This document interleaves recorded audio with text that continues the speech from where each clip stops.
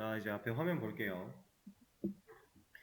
어제 여기 하다 말고 끝났는데 이거 먼저 해보도록 하겠습니다. 일단은 우리가 A2에서 작업하고 있었으니까, 자, 작성자명이 홍길로 시작하는 게시물만 보여주세요 라고 하고 있죠. 현재 우리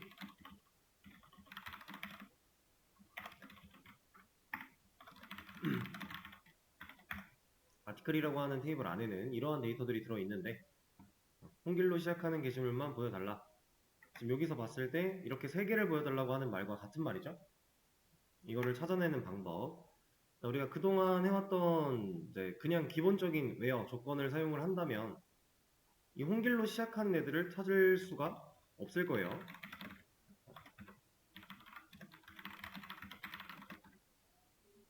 여기다가 닉네임 홍길, 만약에 이렇게 했다 이러면 닉네임이 홍길로 되어 있는 친구들은 없으니까 아무런 데이터도 못 가져옵니다. 그래서 일반적인 웨어절 우리가 사용하던 방식으로 사용할 수가 없고요. 이거 말고 like라고 하는 애를 사용을 해야만 해요. 이 like 검색은 뭐냐? 얘도 이제 조건절에, 웨어절에 사용할 수 있는 조건 중에 하나인데, 아까 전에 equal 마크는 이 닉네임이라고 하는 컬럼이 가진 값이 얘랑 완벽히 일치해야만 했죠. 근데 like는 얘를 포함하고 있냐를 물어봅니다. 근데 포함하는 걸 그냥 물어보는 게 아니라 이런 걸 넣어줘야 돼요. 자, 이 퍼센트 일단 결과를 보겠습니다. 우리가 생각했던 결과가 나왔죠. 자, 이건 어떻게 동작을 하는 거냐면 홍길 그리고 퍼센트가 왔어요. 그러면 이 퍼센트 자리에는 그 어떠한 값이 오더라도 라는 느낌이에요. 그래서 홍으로 시작하고 그 다음 글자가 길이고 그 다음에 어떤 걸 뭐가 오든지 간에 찾아와 라고 하는 게 like 검색입니다. 그럼 이 퍼센트가 여기 쓰여져 있으면 얘는 홍길로 끝나는 애들 찾아와 라고 하는 거예요. 그래서 아무런 결과도 안 나와요. 그리고 이 퍼센트가 만약에 여기 있으면 홍으로 시작하고 길로 끝나는 애를 찾아와 라고 하는 겁니다. 그래서 역시 안 나와요. 자, 그러면 퍼센트가 여기도 있고 여기도 있으면 홍길이라는 글자가 어디에든 들어있기만 하면 나오는 겁니다. 이렇게. 자, 그러면 이거는 홍이라는 글자가 들어있으면 되고 길이라는 글자가 들어있으면 되는데 순서가 중요해요. 자, 만약에 지금 데이터에는 없지만 홍, 길, 홍이라고 하는 데이터가 들어있었다고 해볼게요. 그러면 이걸로는 못 찾아요. 왜냐면 앞에 뭐가 있든지 간에 홍이 나와야 돼요. 그럼 일단 첫 번째 여기까지만 봤을 때는 홍 들어있네. 해결이 된 것 같죠? 근데 이 홍 뒤에 뭐가 있든지 간에 그 뒤에 길이 나와야 돼요. 근데 우린 그런 거 아니잖아요. 그래서 찾을 수 없습니다. 그래서 이 퍼센트 위치에 따라서 내가 어떤 데이터를 어떻게 찾을 건지를 다르게 명시할 수 있는 거니까 이것만 주의를 하시면 되고, 지금 문제는 이렇게 검색을 할 수 있습니다. 이게 이제 like 검색. 이제 like 검색 같은 경우는 한 가지를 더 말씀을 드려보자면,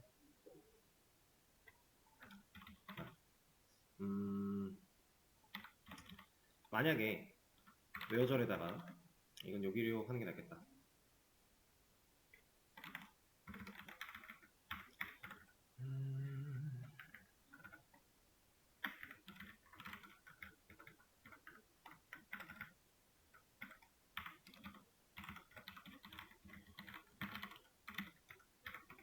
자, 지금 제가 이 실행시킨 이 쿼리로 실행을 하나, 얘로 실행을 하나, 어차피 찾는 결과는 동일할 거예요. 왜냐면 정으로 끝나는 글자를 가지고 있는 닉네임은 얘 하나밖에 없으니까.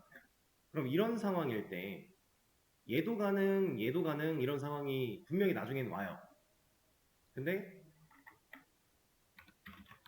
둘 다 같은 값을 보여줄 때 우리는 웬만하면 일반적인 웨어절을 사용하는 게 맞다. 이 말은 like 검색을 꼭 필요한 시점이 아니면 안 쓰는 게 좋다 이 말이에요. 이게 왜 그런 거냐면 like 검색이 생각보다 편해요. 우리가 그냥 퍼센트를 사용함으로써 되게 편하게 데이터를 검색할 수 있는 건 맞는데 얘는 느려요. 그냥 이렇게 검색하는 거에 비해서 속도적인 측면이 많이 느려요. 그래서 꼭 필요한 시점이 아니면 안 쓰는 게 맞아요. 그러면 이게 꼭 필요한 시점은 언제가 될까요? 우리가 베이직 아티클 매니저 만들었을 때를 생각을 해보면 이 like 검색을 써야만 하는 상황, 우리 아티클 리스트의 검색어 기능 검색어로 입력되어 있는 그 키워드, 그 워딩을 우리가 포함되어 있냐를 따져봐야 되잖아요. 그럼 이제 나중에 앞뒤로 퍼센트로 감싼 다음에 여기에 입력된 서치 키워드 이렇게 넣어주면 되는 거예요. 그러면 like 검색으로 데이터베이스 안에 있는 거를 찾아올 거니까, 포함되어 있는 걸 다 가져올 거니까, 그럴 때를 제외하고 이렇게 like 검색을 꼭 써야만 할 때를 제외하고는 안 쓰는 게 좋다. 그냥 이렇게 알아두시면 됩니다.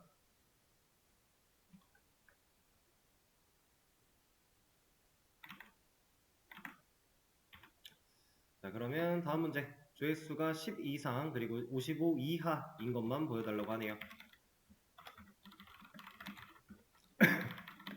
자, 조건을 줄 건데 여기 힌트가 나오고 있죠? where 조건 1 and 조건 2라고 나오고 있어요.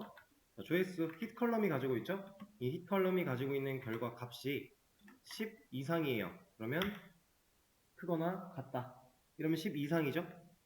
근데 이것만 만족하면 될 게 아니라 55 이하라고 하는 것도 만족을 해야 되니까 이때 AND 연산자를 사용해서 엮을 수 있다. 그럼 hit이 55 이하 이렇게. 이러면 이 AND 연산자 같은 경우는 기초 언어 다 하셨으니까 아실 거예요. 양쪽을 다 만족을 해야만 실행을 하겠죠? 얘도 똑같은 의미입니다. 얘도 만족하고 얘도 만족을 해야만 결과를 뱉어줘요. 그러면 일단 아티클에는 10 이상이고 55 이하인 거면 이거 3개죠. 이렇게 나오는 거예요. 자, 근데 얘 같은 경우는 이런 것도 사용을 할 수가 있습니다.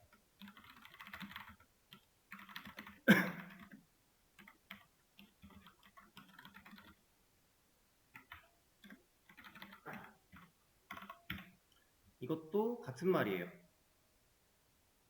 얘는 이제 between이라고 하는 키워드를 사용을 한 건데 between은 뭐뭐 사이에 라는 의미를 가지고 있죠. 실제로 그런 의미로 사용이 되는 겁니다. 10과 55 사이에 있는 값, 그 값이 hit이라고 하는 컬럼에 들어있으면 같은 결과가 나와요. 자, 그럼 이걸 보고 알 수 있는 거, between을 사용했을 때는 여기에 들어가는 숫자와 여기에 들어가는 숫자, 이 둘을 포함한다.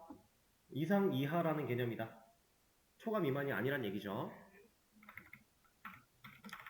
그 다음에 작성자가 무명이 아니고 지금은 항상 조건절에 뭐뭐랑 같을 때, 뭐뭐가 포함될 때 이런 식으로 찾았는데 이번엔 아니고예요.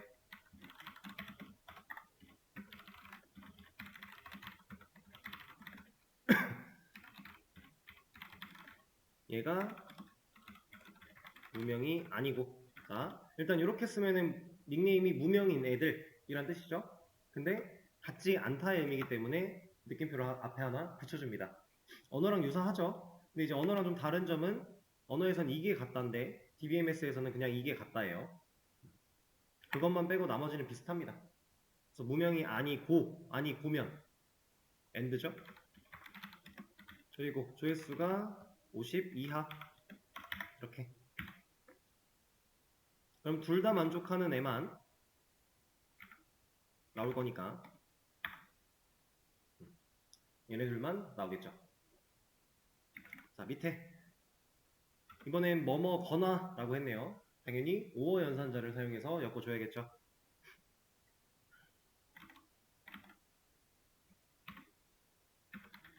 오어 조회수가 55 이상 이렇게. 이러면 위에 있는 4개의 데이터는 작성자가 무명이라서 나온 데이터고 밑에 있는 2개의 데이터는 조회수가 55 이상이기 때문에 나온 데이터. 그래서 AND 연산자와 OR 연산자 적절하게 활용할 수 있다라고 하는 거. 자, 자, 그리고 하나 정도만 더 보여드리면 일단 전체 결과를 보면서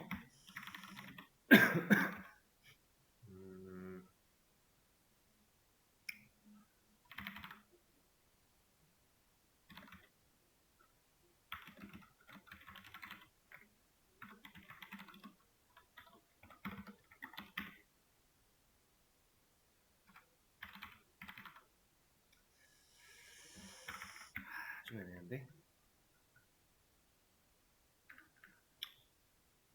다 저렇게 들어가 있어서 이걸로 해야겠다.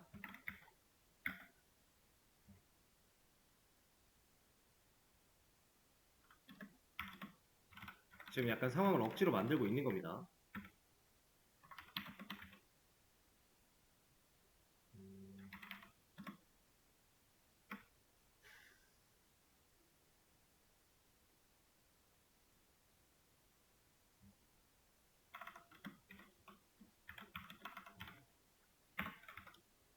자, 이렇게. 그러면 이 조건과 AND로 엮여있는 이 괄호로 엮인 이 조건이 둘 다 만족을 해야만 가져올 거예요. 자, 근데 괄호가 있으면 연산을 항상 먼저 했었죠. 얘도 마찬가지. 이걸 먼저 합니다. 그럼 닉네임이 무명인 애들 중에서 무명이거나 그럼 일단 이 4개 데이터 나오겠죠. 그리고 hit이 55보다 이하. 그러면 얘도 나올 거고 얘도 나올 거고 얘도 나올 거고 그러니까 얘 빼고 다 나오겠네요. 그 중에서 AND로 엮여 있어요. 타이틀이 제목이 아닌 애들, 얘네를 빼겠죠. 그러면 이렇게 3개 나오겠네요. 이렇게. 이 조건절 안에서 괄호를 사용하는 거를 하나 보여드리려고 상황을 좀 억지로 만들었고요. 이런 것도 사용이 가능하다라고 하는 거. 자, 그러면 우리가 기본적인 내용은 다 처리를 했고, 제가 정답은 미리 올려드리긴 했어요. 보신 분들도 있겠지만. 자, 그러면 이제 배웠던 개념을 활용해서 진짜 코드를 한번 써보도록 하죠. SDS를 먼저 켜주겠습니다. 이거.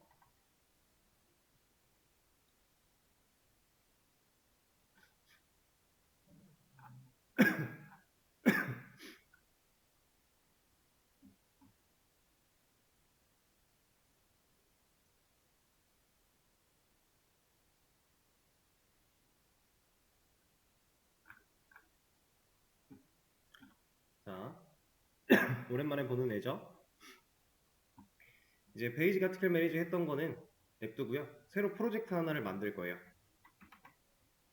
이번에도 자바 프로젝트 만들 겁니다.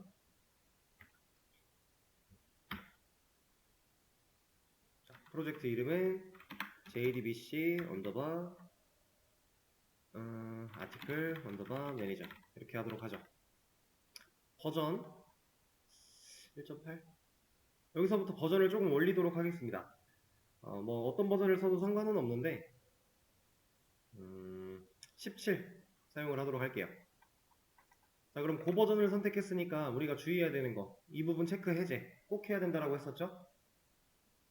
17 버전이고요. 여기 모듈 부분 체크 해제 꼭 해주시고 만들겠습니다.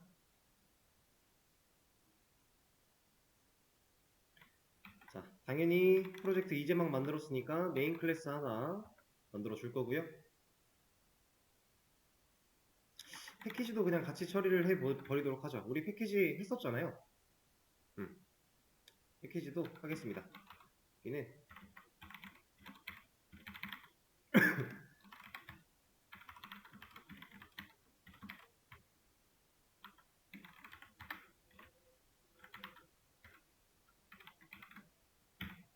이렇게 하나 만들어 주도록 할게요.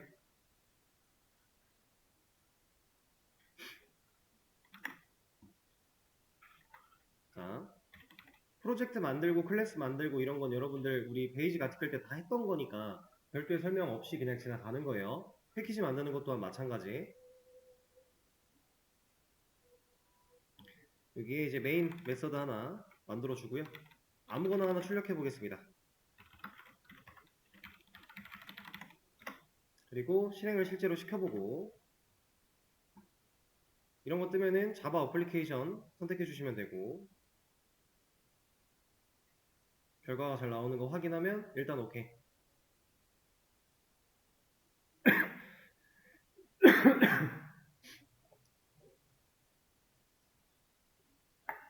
예전에 사용하던 베이직 아티클 매니저는 우클릭해서 클로즈 프로젝트 해주도록 할게요.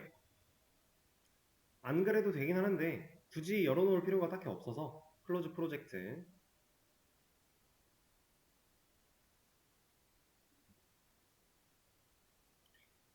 자, 그러면 여기다가 실제로 코드를 좀 작성을 해볼 겁니다. 출력해보는 테스트까지 완료를 했으면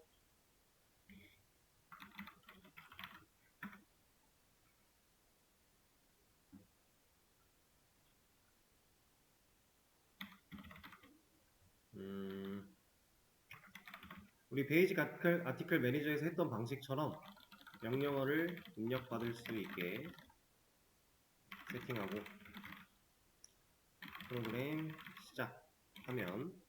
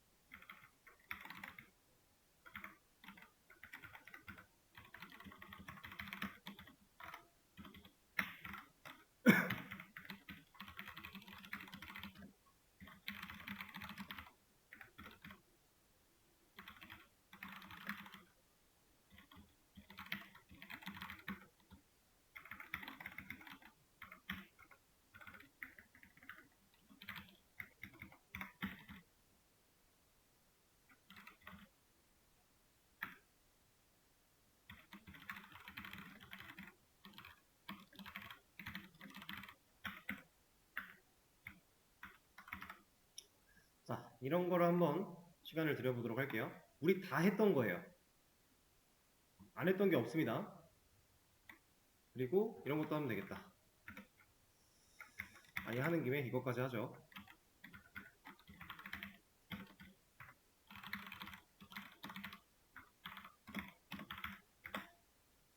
이렇게 베이직 아티클 매니저 때 했던 그 로직 그대로인데 여기서 리스트를 제대로 보여주기 위해서는 지금 아직 우리는 데이터베이스 배우긴 했지만 연결하신 적은 없어요. 아직 연결 안 했기 때문에 원래 하던 방식대로 아티클스라고 하는 친구 하나 만들어서 진행하시면 됩니다. 그래서 이거 하나 일단 만들어 보세요. 자, 이제 같이 한번 해보도록 할게요. 이거 우리가 다 해봤던 거기 때문에 사실 큰 어려움 없이 하셔야 되는 부분이긴 해요. 일단은 명령어 입력받기 위해서 스캐너 객체 사용할 준비 먼저 해줄게요.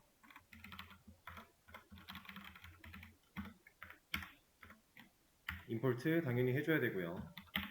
그리고 어차피 우리가 만들어야 될 거 어느 정도 알기 때문에 필요한 거 미리 좀 만들어 놓고 가겠습니다.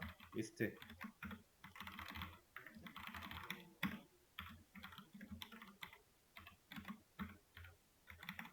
자, 아티클이라고 하는 VU는 지금 만들진 않았지만 이따가 만들고 임포트 해주도록 하죠. 그리고 이것도 하나 필요하니까 하나 만들어 주고요. 자, 그리고 나서 이제 무한반복으로 가둘 겁니다. 여기에는 이제 명령어 입력받는 행위가 나와줘야겠죠?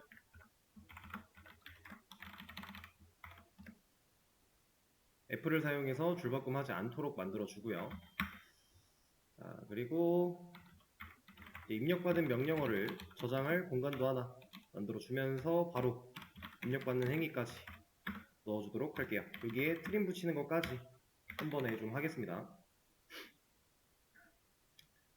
자, 이제 무한반복 빠져나갈 수 있는 탈출구부터 하나 만들 거고요.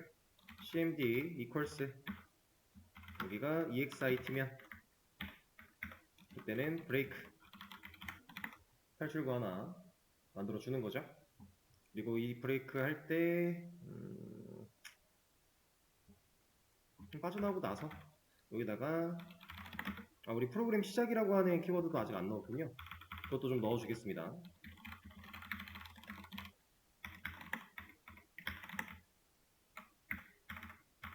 프로그램이 시작하고 명령을 입력받기 전에 여기다가 시작 이런 거 하나. 자, 그리고 나서 조건 바로 열어줄 거예요. cmd가 equals 여기에 이제 article write랑 동일하다면 글쓰기 기능이죠. 그리고 else if cmd가 equals article list라면 그리고 else까지 이때는 존재하지 않는 명령어입니다. 이거는 제가 따로 적어드리진 않았지만 이제 우리가 해봤던 상황 속에서 필요했던 녀석이니까 같이 처리를 좀 했고요. 이 정도만 일단 해놓고 아티클 객체를 VO를 하나 좀 만들어 주도록 하겠습니다. 자,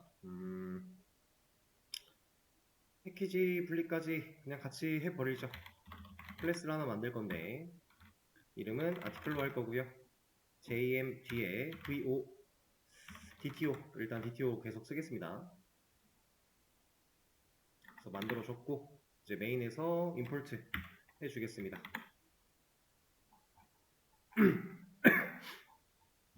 자, 그럼 이제 기능적인 부분들 손대면 되는데 일단 입력받는 거 2개 나와야 되죠. 아티클 라이트로 명령어 들어오면 입력받을 수 있게. 자, 입력을 받기 위해서는 제가 이거 하나 가져온 다음에 이걸 바꿔줄게요. 제목 그리고 cmd가 아니라 타이틀 이런 걸로 하나 더 만들어서 여기는 내용 여기는 body라고 하겠습니다. 그리고 게시물 번호 증가하는 저것도 필요하겠죠? 얘도 처리 좀 해주고 그리고 3개 다 입력을 받았으면 2개 입력을 받았고 아이디는 자동 증가됐으면 이제 바로 아티클 객체로 조립까지 진행하겠습니다. 이러려고 만들어 놓은 거니까 자 여기서 이제 last article id 값과 타이틀과 body 이런 걸 넣어서 처리하겠다. 근데 지금 이런 생성자 없으니까 만들어주면 되고요. 그리고 변수도 없었네요. 변수도 좀 만들어 줄게요. int id 그리고 string 타이틀 그리고 string body 그리고 생성자에서 dis.id에게 밖에서 가져온 id 넣겠다. dis.title에는 밖에서 가져온 타이틀 body에는 body 이렇게 이름이 이거라서 이렇게 여기는 이름을 이걸로 쓰죠. 통일성을 주기 위해 어차피 받아올 때 이름이니까 상관은 없죠. 자 그러면 이제 게시물을 작성했을 때 이렇게 입력받는 행위가 끝나면 아티클 객체로 조립을 완료할 거예요. 이렇게 조립된 결과를 아티클스에 애드 해야겠죠. 그래야 실제로 우리가 데이터를 저장시킬 수 있는 거니까. 그리고 나서 보여줄 메시지 F를 사용해서 %d2번 게시물이 생성되었습니다. 그리고 id last article id를 써야겠죠.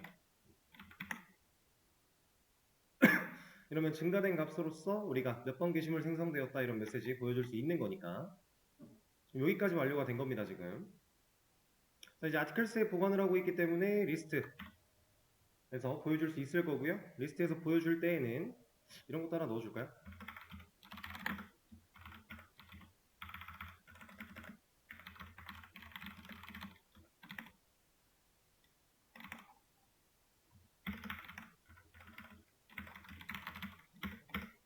자, 여기서 보여줄 때는 먼저 검증부터 해야죠. 어떤 검증을 해야 돼요? 존재하지 않을 때에 대한 검증. 그래서 articles 얘가 갖고 있는 사이즈 얘가 0이랑 같다면 articles에 아무것도 추가가 안 된 상태일 거니까 그때는 게시물이 없습니다. 이런 식으로 보여주고요. 자, 그 다음에 이 메시지를 보여줬다. 그럼 더 이상 밑으로 진행할 필요 없이 위로 올라가면 되겠죠? 명령 입력 받으러 continue. 그리고 나서 continue를 이 if를 처음에 만나서 continue가 되지 않고 이를 아예 실행을 안 하고 밑으로 내려왔다면 이제 게시물이 존재하는 상황이니까 그때는 게시글 번호 원탭, 버티컬과 원탭, 제목 이런 거 해서 반복문 돌려줘야겠죠? 그래야 아티클스 안에 있는 데이터를 하나씩 꺼내서 보여줄 거니까.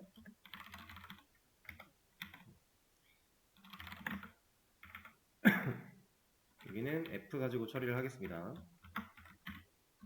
%D와 원탭, 버티컬, 원탭, %S 해주고 아티클이 가지고 있는 ID 왜 없니? 퍼블릭이 안 들려있죠?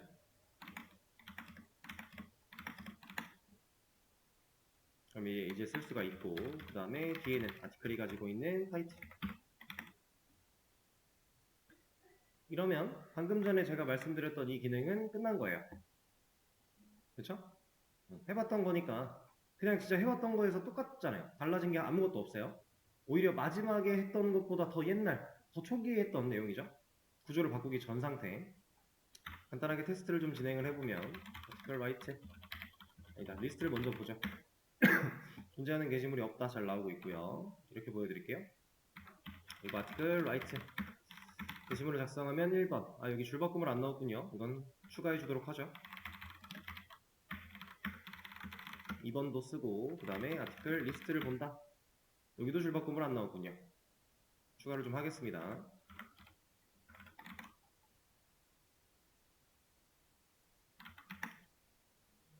이렇게 다시 테스트를 해보죠. article 리스트 안 나오고 article write 1번 article write 2번 article 리스트 잘 나온다. 근데 잘 나오긴 하는데 순서가 마음에 안 들죠?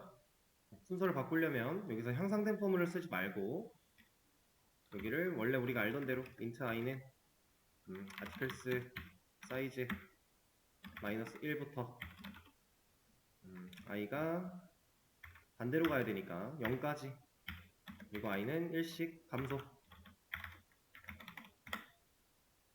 그리고 이렇게 처리를 했으면 아티클을 바로 쓸 수 있는 게 아니기 때문에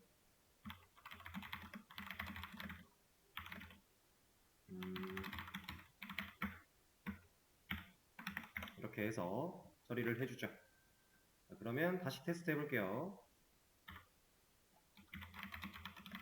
2개 작성해주고 그 다음에 리스트 문제없죠? 자, 일단은 우리가 DBMS를 적용하기 위해서 이제 기반을 좀 다져 놓은 거예요. 이것도 안 했네요. SC 자원 사용했으면 꺼줘야죠.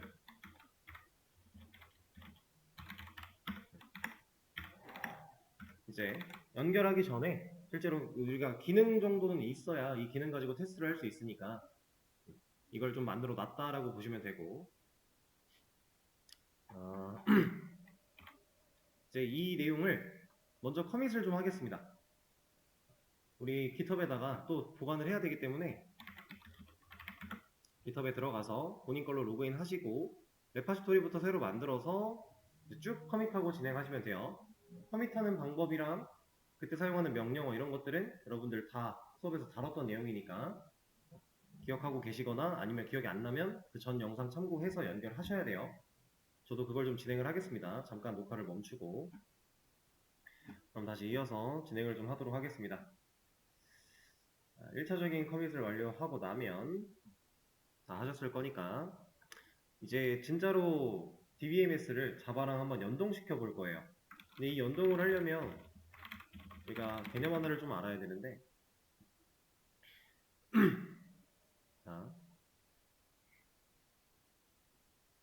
얘가 이제 우리가 만들고 있는 자바 프로젝트라고 생각을 해보시고, 여기가 이제 MySQL이라고 한번 생각을 해볼게요.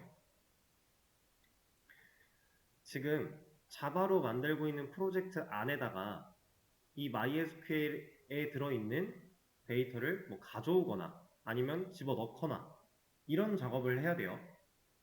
그러면 MySQL이라고 하는 이 친구를 결국에는 자바 안쪽에서 명령할 수 있어야 되겠네요. 그렇죠? MySQL 안에서 자바 문법을 사용하진 않잖아요. 그러니까 그게 무슨 말이냐면 우리가 프로그램을 실행했을 때 명령어를 입력하는 건 여기예요. 그렇죠? SQL YOG 여기가 아닙니다. 그러면 여기서 명령어를 입력했을 때 이 입력된 명령어를 따져서 지금 내가 어떤 데이터가 필요해? 라는 걸 판단하고 데이터베이스에 있는 데이터를 가져와야 돼요. 자바로. 그렇죠? 그러면 이건 이제 앞으로 여러분들이 아셔야 되는 개념 중에 하나인데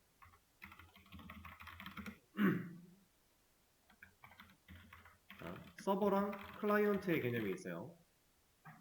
간단하게만 할 겁니다. 자, 클라이언트는 서버에 요청을 보내는 사람, 보내는 상황을 나타낸다고 보시면 되고, 서버는 클라이언트가 보낸 요청을 받아서 처리하고 응답하는 상황이라고 보시면 돼요. 역할이 이렇게 분리가 되어 있습니다. 그럼 제가 지금 말씀드렸던 이 상황에서 자바 안에서 명령어를 입력받고 얘가 갖고 있는 데이터를 가져와야 돼요. 그럼 이 상황에서 누가 서버고 누가 클라이언트일까요? 자바가 클라이언트죠. 부탁해야 되니까. 나 이런 거 갖다 줘. 이런 거 필요해. 라고 얘한테 부탁하는 거예요. 그럼 얘가 부탁을 하면 그래? 이런 거 내가 돌려줄게 하고 응답하는 거예요. 얘한테. 자, 이런 상황일 때 우리는 자바라고 하는 녀석을 이 MySQL 안쪽에다 세팅을 하는 걸까요? 아니면 MySQL이라고 하는 녀석을 자바 안쪽에다가 세팅하는 걸까요?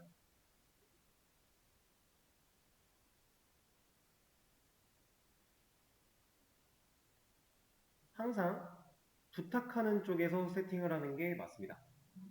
요청을 보내는 쪽에 세팅을 해줘야 돼요. 연결이라고 하는 행위 자체가 이렇게 세팅이 되어야만 해요.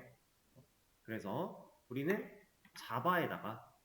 지금 자바 프로젝트에다가 이 친구를 사용할 수 있게끔 설정할 거예요. 그리고 그 설정을 할 때 필요한 프로그램들이 있으면 그걸 설치할 거고요. 실제로 그렇게 세팅을 해야 사용이 가능하다라고 하는 겁니다. 자, 근데 이제 이 작업을 하기 위해서 우리한테는 JDBC 커넥터라고 하는 친구가 필요합니다. 이런 친구가 하나 필요한데, 자, JDBC가 자바 데이터베이스 어쩌고예요. 네, 플레임이 그렇습니다. 자바랑 DB를 연동시켜 줄 수 있는 그런 커넥터 역할을 하는 친구다. 이름 자체가 그렇게 생겨먹은 앤데 얘를 우리가 설치를 해야만 해요. 그리고 설치를 했을 때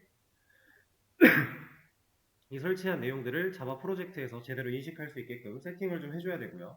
그래야 이 둘이 연결이 돼요. 근데 이 JDBC 커넥터가 종류가 되게 많아요. 애초에 지금 우리가 사용하는 DBMS도 MySQL인데 DBMS 종류도 많죠. DBMS 종류마다 커넥터가 달라요.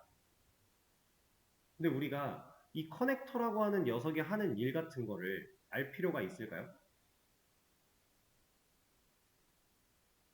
얘는 전혀 없어요.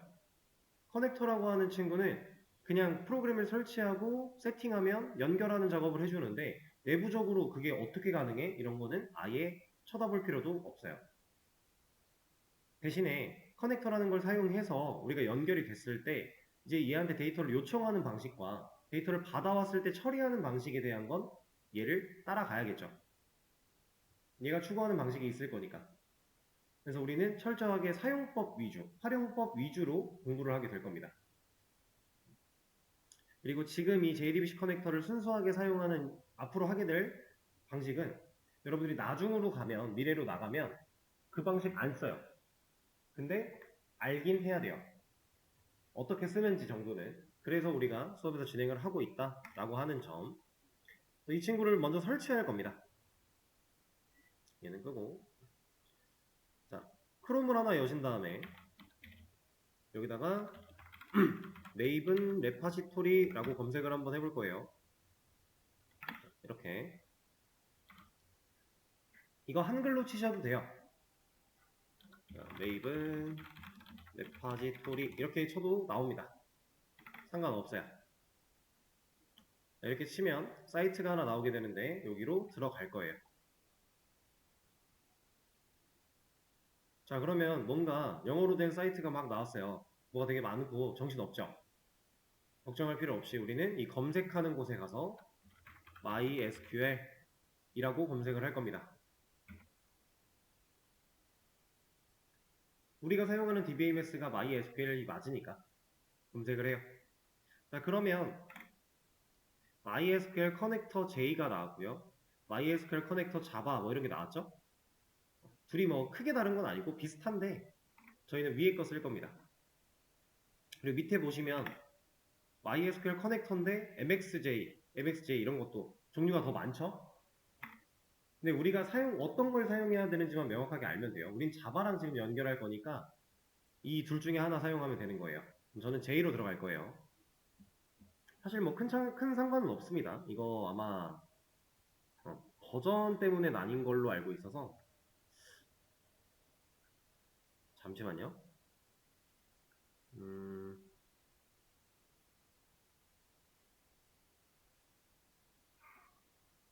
얘랑 이거 비교를 좀 해볼게요. 둘 다 어떤 걸로 가도 크게 상관은 없긴 할 텐데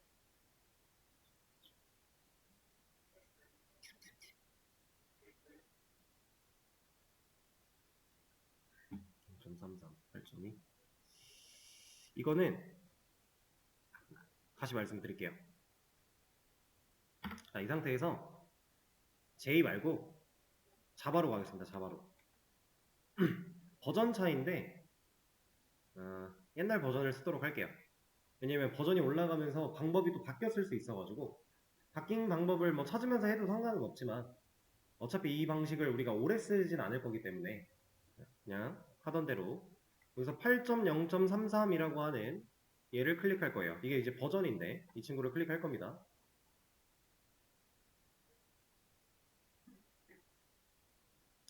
자, 그러면 뭐가 되게 많이 나왔어요. 여러분들이 나중에는 얘를 보시게 될 건데 이쪽을 보게 될 건데 지금은 우리 이거 보면 안 돼요.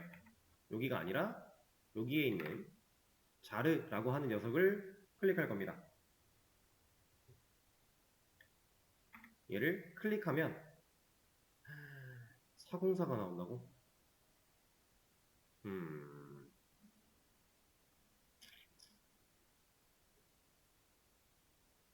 이러면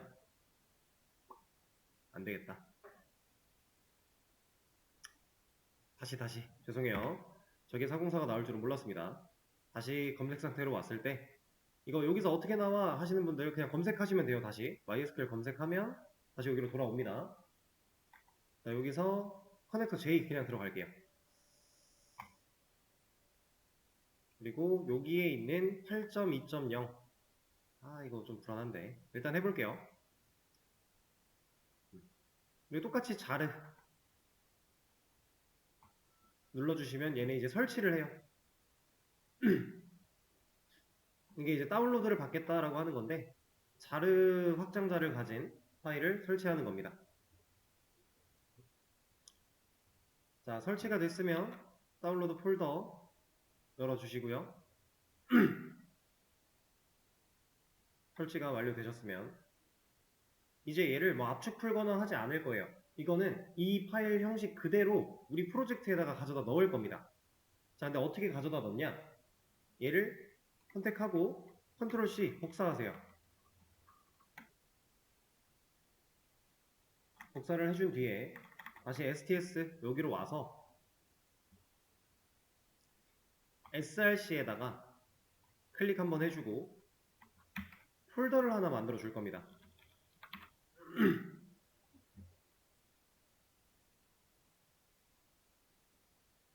자, 폴더 이름은 그냥 lib 이런 걸로 할 거예요. 이 lib가 뭔 뜻이냐면 이제 라이브러리의 약자라고 생각하시면 되는데, 우리가 지금 설치했고 여기로 가져오려고 하는 MySQL 커넥터 J라는 녀석은 자바랑 DBMS를 연동시켜 줄 수 있는 라이브러리예요. 근데 내부적으로 존재하는 게 아니라 외부에서 가져온 거기 때문에 외부 라이브러리다 라고 표현을 합니다. 실제로 우리는 개발할 때 외부 라이브러리를 상당히 많이 쓰게 될 거예요. 지금은 일단 이걸 하나 해보는 건데, 그래서 외부 라이브러리를 가져왔으니까 폴더를 그냥 이렇게 lib로 만들어 주는 거예요. 폴더를 만들었는데 왜 패키지가 생성이 됐죠? 다시 지우고, 다시 할게요. src 클릭하고 하면 저처럼 패키지가 만들어져요. 이거 그냥 지워주시고, 잘못 만들어진 거 제가 생각 잘못했습니다. src가 아니라 프로젝트를 클릭, 그리고 나서 폴더를 만들게요. 프로젝트를 클릭하고 컨트롤 N 눌러서 폴더, 여기다가 lib 이렇게 만들어 주겠습니다. src랑 이제 동일한 위상에다가 폴더를 하나 만들어 낸 거예요. 자, 그리고 우리가 아까 복사해 놓은 거 있죠? 파일 자체를 복사를 해놨는데 이 lib가 선택된 상태에서 그냥 컨트롤 V 누르시면 돼요. 그러면 이 폴더에 들어옵니다. 만약에 컨트롤 V를 했을 때 뭐 카피 파일스, 뭐 링크 파일스 이런 거 나오면은 그냥 카피 파일 하시면 돼요. 얘가 이렇게 옮겨진 걸 확인하시면 됩니다. 이쪽으로 lib 우리가 만든 폴더 안에 얘가 잘 들어왔는가?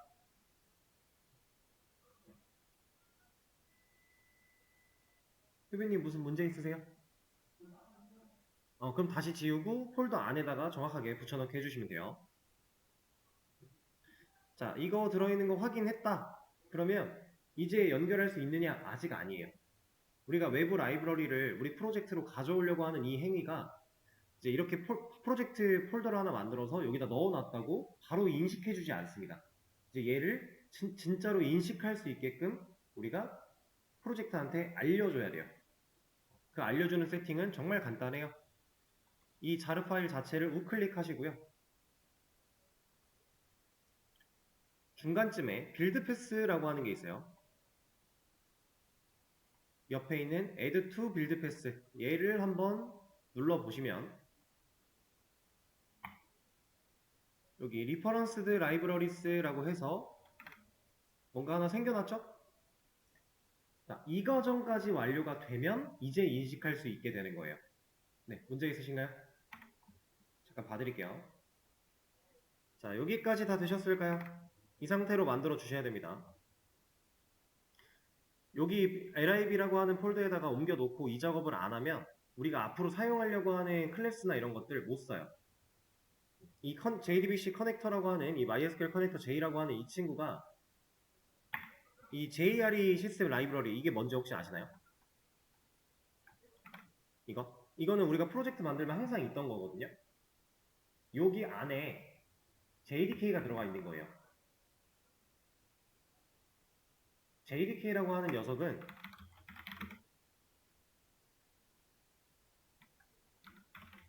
자바 디벨롭먼트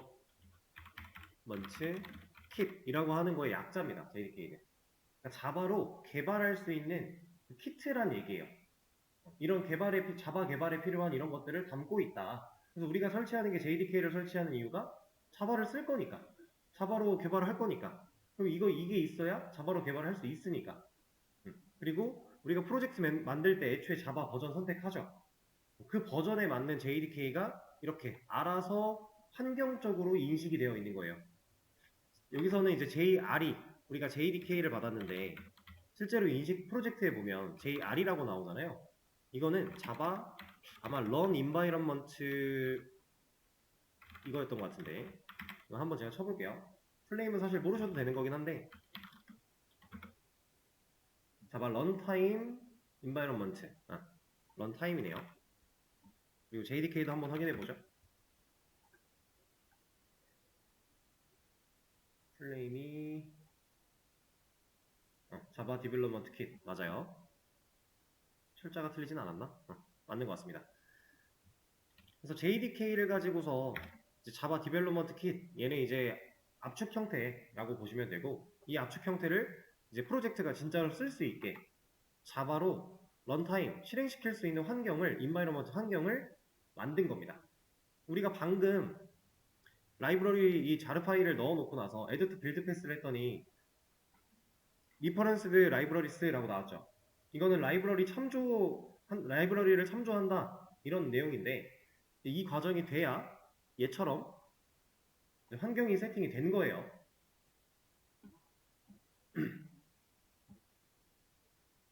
라이브러리 폴더에 자르 인식하는 거? 이 자르 파일을 옮기는 거야? 아니면 요걸로 만들어내는 거? 두 번째, 요거 옮기신 다음에 우클릭 그리고 빌드 패스에, 저는 지금 해서 없는데 여기 add to build 패스가 있을 거예요. add to build 패스 누르시면 돼요. 되시면 네, 됐고요. 자, 이 상태를 만들어 줘야만 이제 진짜로 연결이 된 거고, 우리 프로젝트 내에서 이 커넥터가 제공하는 기능들을 사용할 수 있다 라고 하는 겁니다. 자, 그럼 이 상태에서 이거 한번 끊고 갈게요. 커밋으로.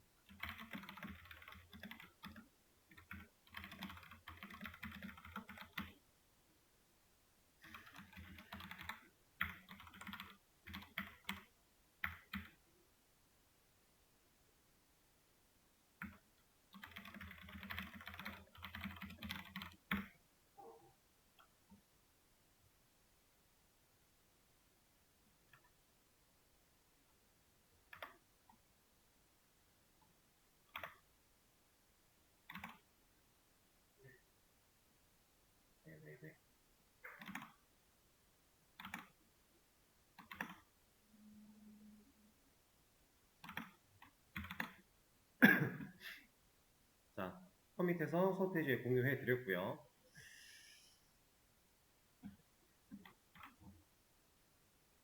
이제 저 친구가 제공하는 기능을 활용해서 우리가 간단한 테스트를 좀 진행을 해볼 건데, 지금 메인 클래스 안에서 만들어놨던 이 코드는 그냥 이대로 둘 거고요. 클래스를 아예 새로 만들어서 테스트를 먼저 한번 해볼 거예요. 그래서 클래스 하나 만들 거고, 이름은 JDBC 커넥터 테스트용 파일이기 때문에 이름은 여러분들이 그냥 적당히 지으셔도 상관없습니다. 저랑 똑같이 꼭 안 하려고 해도 돼요. 진짜 테스트만을 위해서 존재하는 거니까. 그리고 얘한테도 메인 메서드 하나 만들 겁니다. 이제 진짜 테스트 클래스를 만들어 놓고 별도로 실행시켜 보려고 메인 메서드까지 만들어 주는 거예요. 자, 이 안에 들어가는 코드는 제가 그냥 복사 붙여넣기를 진행할 건데,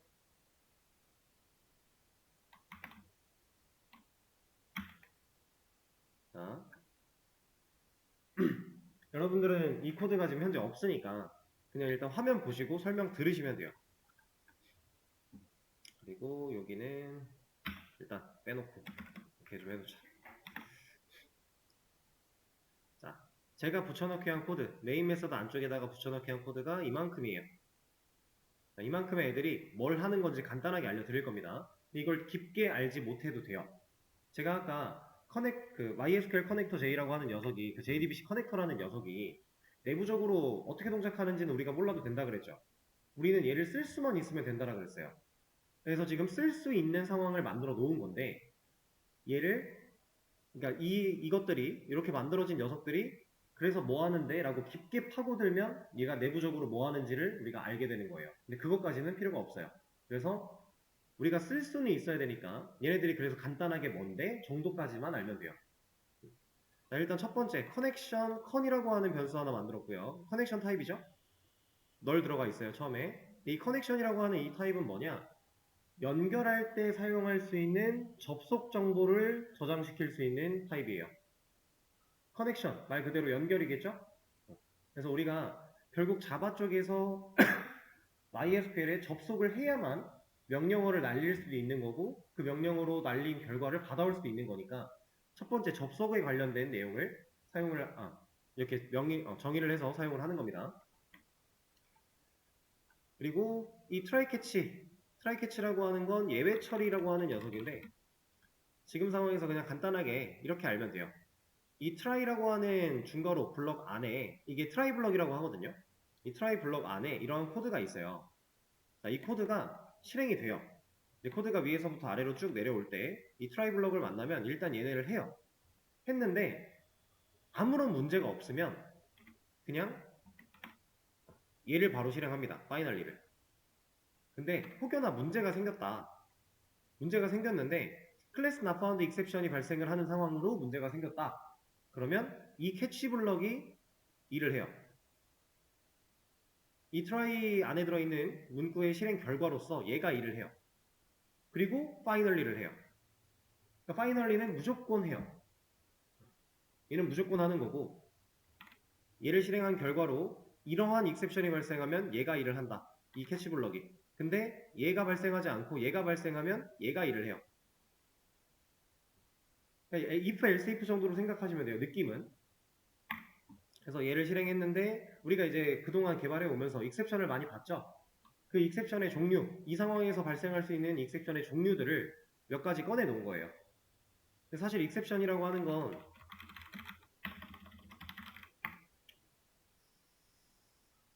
간단하게만 이것도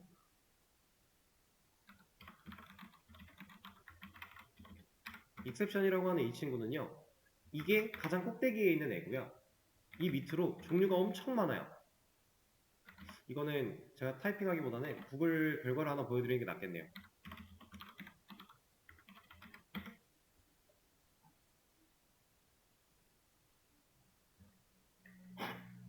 자, 아무거나 하나 들어왔습니다. 정리가 이렇게 되어 있는데 자, 익셉션이라고 하는 애가 가장 위에 있죠? 익셉션들 중에서 가장 위에 있는 거예요. 여기 있는 거는 지금 당장은 생각 안 하셔도 됩니다. 익셉션의 꼭대기에는 당연히 오브젝트가 있는 거고 모든 거의 꼭대기니까. 근데 익셉션 예외들 중에서는 얘가 꼭대기에 있다 이런 상황이에요. 자, 밑에 보시면 여기 점점점이 있고요. 뭐 IO exception, file not found exception, runtime exception 많죠. 이거 말고도 종류 더 많아요. 더 많은 거 안에 또 세부적으로 더 있어요. 이런 식으로. 그럼 익셉션이라고 하는 이 예외 상황에 대한 정의가 엄청 많이 되어 있는 건데 우리가 모든 상황을 다 알 수는 없어요. 대략적으로 유추하는 거예요. 근데 이 트라이 캐치를 그럼 왜 쓰냐? 이걸 써야 하는 이유가 뭐냐? 익셉션이 발생해서 문제가 생길 법한 코드를 작성을 하면 이 트라이 캐치로 감싸서 트라이 캐치 블럭을 사용해서 예외 처리를 해줘야만 해요. 이렇게 하지 않으면 애초에 자바단에서 이클립스가 빨간 줄을 그어가며 에러를 뱉는 경우도 있고요. 그렇게 에러가 나오지 않더라도 예외 처리를 제대로 하지 않으면 우리 프로그램은 계속해서 멈출 거니까. 근데 이 예외 처리가 성공하면 프로그램이 멈추지는 않아요. 에러 상황에 대한 그 결과를 알려줄 수 있는 거고 멈추지는 않습니다. 그래서 우리가 이제 예외 처리에 대해서 지금 당장보다는 여러분들이 한참 많이 공부하고 난 뒤부터는 이제 실제로 예외 처리를 좀 까다롭게 해야 되는 상황이 올 건데 그 전까지는 그냥 간단하게 요 정도만 아시면 된다 느낌이고요. 그래서 얘는 이제 접속 정보를 저장하기 위해 필요한 변수 하나 만들어 놓은 거고 클래스라고 하는 얘는 이제 스태틱으로 만들어져 있는 메서드겠죠. for name이 첫 글자가 대문자였으니까 클래스라고 하는 클래스한테 for name 불러오는 거예요. 메서드 호출하는 거죠. 그때 인자로 이런 걸 넣어줍니다. 이건 고정이에요. 이거는 변하지 않아요. 얘를 넣었어요. 자, 그리고 그냥 우리가 아는 대로 문자열로 URL 변수 하나 만들어 놓고 이 뒤에다 뭐라고 제가 열심히 써놨는데 이 내용 몰라도 됩니다. 여러분들이 아셔야 되는 건 딱 여기밖에 없어요. 여기랑 여기 부분. 자, 이 IP 뭘 뜻하겠어요? 네. 지금 로컬호스트에 3306 포트로 갈 거야 라고 적혀져 있는 건데 우리 지금 로컬에서 XMPP 써가지고 DB 돌리고 있죠. DB 서버. 그 DB 서버 들어갈 때 로컬호스트에 3306으로 들어가죠. 그거 적어주는 곳이에요. 그러니까 본인 포트가 3306이 에러가 나서 3307이나 3308이나 이런 걸 썼다. 그럼 본인 포트에 맞게끔 여기를 바꿔줘야겠죠? 그리고 이 뒤에 제가 공백으로 좀 비워놨는데 여기에 뭐 들어가는 곳이냐면 내가 접속할 데이터베이스 이름을 적어주는 곳이에요. 데이터베이스는 여기에 있는 녀석들이죠. 만약에 우리가 지금 A2 데이터베이스에 들어가고 싶어요. 그러면 여기에다가 A2를 적어주면 돼요. 이런 식으로. 여기는 아직 우리가 데이터베이스를 아직 안 만들어 놨기 때문에 제가 일부러 공백으로 이렇게 놨던 거고, 그리고 이 뒤에 물음표부터 시작해서 뭐 use 유니코드, 뭐 캐릭터 인코딩 이런 것들 쭉 나올 건데 얘네들은 이렇게 길어요. 근데 얘네들이 뭐 하는 애들인지 다 몰라도 돼요. 그냥 따라서 넣으세요. 그럼 돼요. 그냥 기본적인 인코딩 세팅부터 해서 뭐 타임 설정 뭐 몇 가지 해놓은 건데 여기서 크게 여러분들이 의미를 가지고 알아야 되는 내용 딱히 없습니다. 이거 구글링하면 다 나와요. 그리고 제가 지금 붙여넣기 했던 이 코드 자체 있죠, 이만큼. 이것도 사실 구글링하면 나오는 거예요. 구글링해서 가져와 놓고 본인 상황에 맞게 이런 것만 잘 고쳐주고 계정 정보 같은 거 고쳐주고 하면 똑같이 다 쓸 수 있는 거예요. 크게 다르지 않습니다. 자, 그러면 이 친구가 이제 우리가 접속하려고 하는 그 경로, 어떤 DB 서버에 들어갈 건데 라고 하는 내용을 담고 있을 거고, 자, 그 다음에 이 컨, 우리가 아까 접속 정보 저장하기 위한 변수 만들어 놨다고 했던 이 콘한테 드라이버 매니저라고 하는 이 클래스를 또 호출해서 get connection 이라고 하는 메서드를 또 불러내고 있어요. 이 메서드 실제로 연결시키겠다 라고 하는 거예요. 자, 드라이버 매니저. 우리가 이 JDBC 커넥터를 사용해서 드라이버 설정을 한 거예요, 얘가. 그래서 연결하는 그 작업을 진행을 한 건데 실제로 연결된 애한테 접속을 시도하는 행위입니다, 얘는. 그걸 콘이라는 자원한테 얘한테 일단 넣어 놓는 거예요. 자, 그러면 URL 우리가 만들어낸 경로 들어있죠. 어디로 갈지 정했죠. 뒤에 오는 루트는 뭐겠어요? 계정 정보. 우리가 이 데이터베이스에 접근할 때 사용할 DBMS 계정. 우린 루트 그냥 썼죠? 뒤에 공백이네요. 비밀번호. 근데 비밀번호 없었으니까 공백으로 놓으면 됩니다. 자, 그리고 이렇게 했을 때 연결이 성공하면 연결 성공이라고 하는 메시지가 나오게끔 출력 하나 하게끔 되어 있는 거고, 자, 트라이에선 이거밖에 안 해요. 근데 이 과정을 실시했는데 만약에 드라이버 클래스를 찾지 못해서 문제가 발생을 하면 이러한 문구가 나올 거다. 근데 이러한 문구가 나왔다라는 건 뭐가 문제냐면 얘가 제대로 인식이 안 된 상황일 가능성이 제일 커요. 혹은 이 부분에 고정 문구가 오타가 났거나 잘못됐을 경우 클래스를 제대로 찾지 못합니다. 그러면 이러한 문구가 나오면서 파이널리 끝나요, 얘는. 자, 그리고 얘는 통과를 했어요. 얘는 문제가 없었어요. 근데 만약에 SQL exception, 이건 뭐냐? 우리가 이제 실행하고자 하는 쿼리를 날릴 거예요. 자바 쪽에서 작성해서 보낼 건데 얘를 보냈을 때 그 쿼리가 잘못되거나 이러면 다 이쪽에서 걸려요. SQL, 우리가 스트럭티드 쿼리 랭귀지였잖아요. 우리가 만드는 쿼리들이 다 SQL이었는데 그 SQL에서 exception, 예외가 발생했다라는 상황이에요. 그래서 우리가 짠 쿼리가 잘못되면 다 이렇게 나옵니다. 그리고 이 finally, 얘는 이제 어디에 걸리든지 간에 얘는 무조건 한다 그랬는데 얘는 어떤 내용이냐면 우리가 스캐너 객체 사용했을 때 sc라고 하는 변수, 스캐너 객체를 쓰기 위해 준비해놨던 그 친구 자원이라서 마지막에 꺼야 됐죠. 클로즈로. 그거랑 똑같은 거 하는 거예요. 커넥션도 얘도 자원입니다. 그래서 얘도 사용을 다 했고 더 이상 쓸모가 없으면 꺼야 돼요. 그래서 그 끄는 작업을 finally, 얘는 무조건 만나는 애니까 여기서 꺼주는 겁니다. 근데 끌 때 얘가 들어있고 얘가 꺼지지 않은 상태면 이란 조건을 준 거고 그땐 꺼. 근데 이걸 끄는 과정에서도 문제가 생기면 이거에 걸리게끔 트라이 캐치로 한 번 더 감싸 놓은 것 뿐이에요. 사실상 여러분들이 이 코드를 제가 이따가 제공해 드릴 때 가져가서 주의해야 되는 부분은 딱 여기밖에 없다. 나머지는 딱히 신경 쓸 필요가 없다. 여러분들이 혹여나 계정을 만들어서 쓰는 상황이었다면 여기도 좀 주의를 해야겠지만 아마 그런 분은 없을 거니까. 그리고 지금 빨간색 줄 에러 나고 있는 거는 임포트를 안 해서 그래요. 임포트만 해주면 에러는 다 사라집니다.